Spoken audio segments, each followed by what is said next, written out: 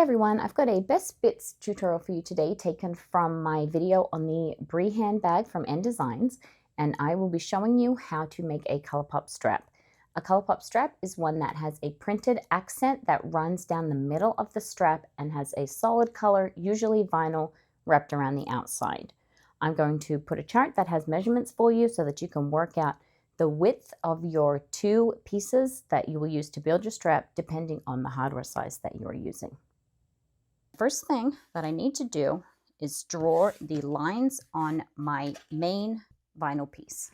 We're drawing a line 1/2 inch from the long edge all the way down the strap and also 1/2 inch from the other long edge. And you would do that on both of your strap pieces.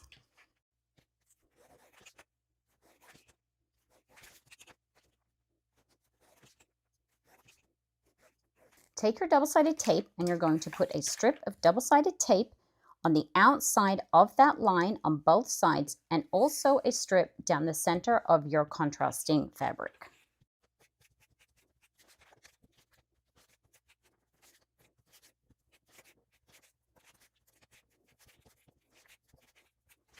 Remove the backing paper from your contrasting peekaboo fabric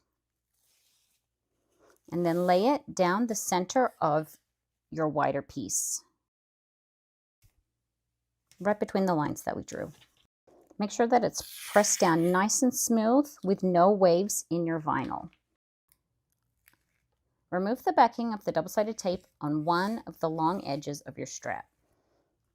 And then starting in the middle, fold the long edge up to meet the line that we drew that is at the edge of that center contrasting piece.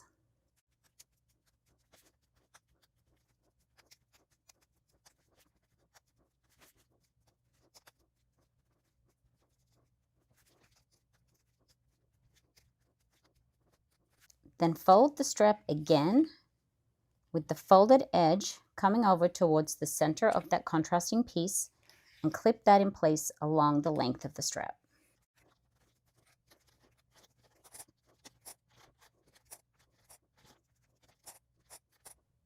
Repeat all of those steps for the second strap and then take the straps over to your sewing machine and you're going to sew down the folded side at 1/8 of an inch, preferably using a walking foot, backstitching at the beginning and the end and using a longer stitch length.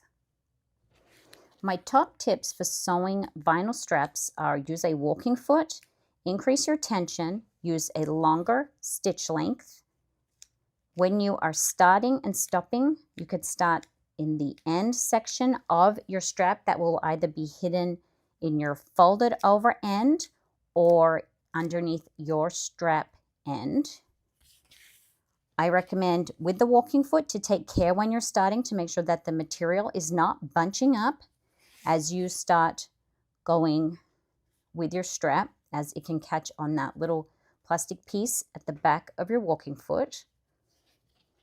If you don't have a walking foot, then I recommend starting at one end and working your way down, taking the strap off and then going the same way down the strap to help reduce your twisting.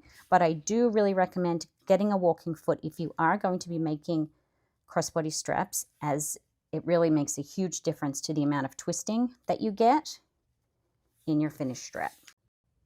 I also like to use part of the presser foot, whether that's a regular presser foot or a walking foot, as a guide so that you get an even seam allowance for your top stitching as you sew along the edge of your strap. If you find that your stitches are looking more like this section here than this section here, then you're going to need to increase your tension. If you sew through your whole strap or even part of the strap and you don't want to go back and redo it, then you can manually tighten the tension by pulling up the stitches from the front. And I will link a video that will show you how to do that so that you can have a more even stitch on both sides where your thread does not show through on your fabric like that one. We then repeat the process on the other side of the strap, folding the long edge into the middle and then folding it over again. And then we will sew the other side of the strap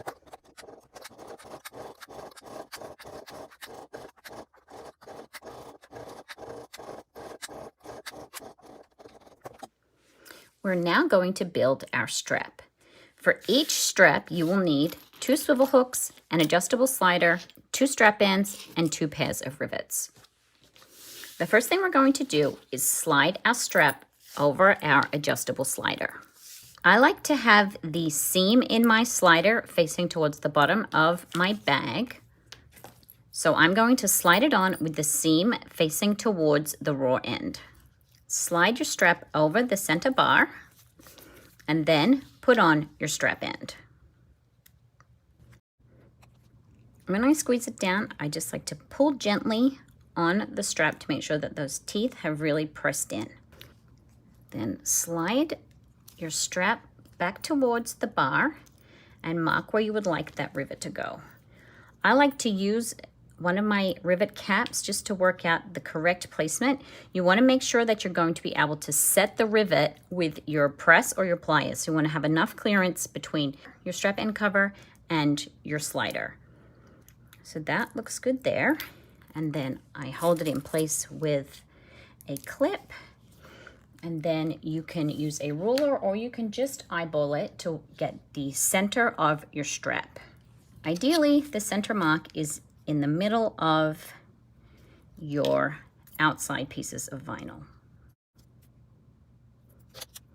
Punch that hole, and then you can set that rivet.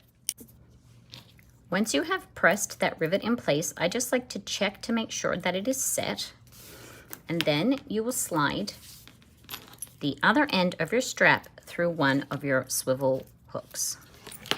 Thread that end up through your slider and back out the top, creating a loop that has the hook at one end and the closed and folded over end of your strap in the middle. Go to the top end, slide the raw end through the second slider, place your other strap end, and then fold the other end of the strap over. Mark the placement of the hole, making sure that you have enough space between your strap end and your swivel. I just like to press the cap down and it leaves a little indent approximately where I want it, and then I can measure where the actual center is. The clip holds the 2 layers of the strap together so that there's no shifting. Then I punch my hole through all the layers.